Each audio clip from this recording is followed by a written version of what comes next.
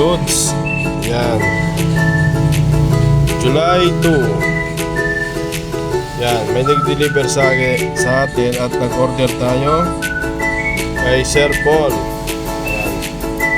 Ayan mga in-order natin kasi may waitress dito sa Agnes. Ayan yung mga in-order natin kay Sir Paul. Ayan ho, medyo na-stop tayo kasi may bumili. Ayan. Ayan mga in-order natin kay Sir Paul. Ayan, order ako ng isa lang. Duck fillet, Integra 525, Galimax 21, Carapatids, Flyer Breeder, Crackcorn, isang pa pipista ngayon. Mga in-order natin kay Sir Paul.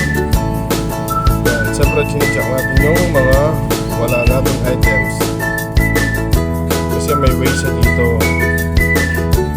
Yan, in-order ko lang yung mga maubos na. Yan, bukas kung may wish siya, order ako ulit kasi maubos na yung mga nakapack-pack natin, no?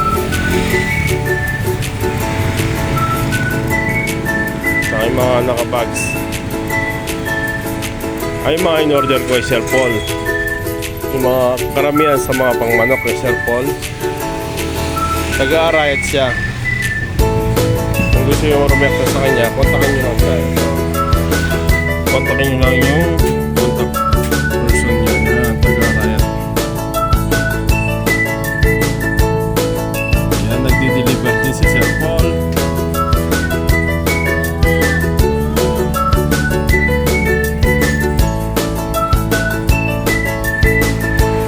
Yan, meron tayong 1,000, 2,000, 3,000, 2,500, GMP 1, 2, 3, 4, 3,000 plus Integra 3,000 plus. Ito pa na yung mga paninda natin. Yun. Yan, bukas papasyal tayo sa kaibigan natin kay Sir Kalatong. Kukunin natin yung mga dog food na pinareserve natin. Ayun, nagluluto ng ulam yung asawa ko tsaka yung anak ko. Located ko pala ay Pampanga, Angeles, Pandan, Magalang Road. Tapat lang kami nyo. Camilom and aluminum glass. Pure Gold Pandan. Landmark natin. Yan, papuntang market na yan. Meron din tayong bigas.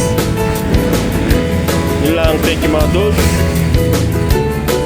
Yan, chinecheck natin yung mga yan. Bukas pala darating si Top Line. Mga in-order natin yung mga panggamot. Yan. Kasi wala na tayong stock sa taas mga panggamot. Alright, thank you mga dudes. Yun lang. Episode 3 na tayo. Poultry supply, daily routine and life in poultry supply. Thank you.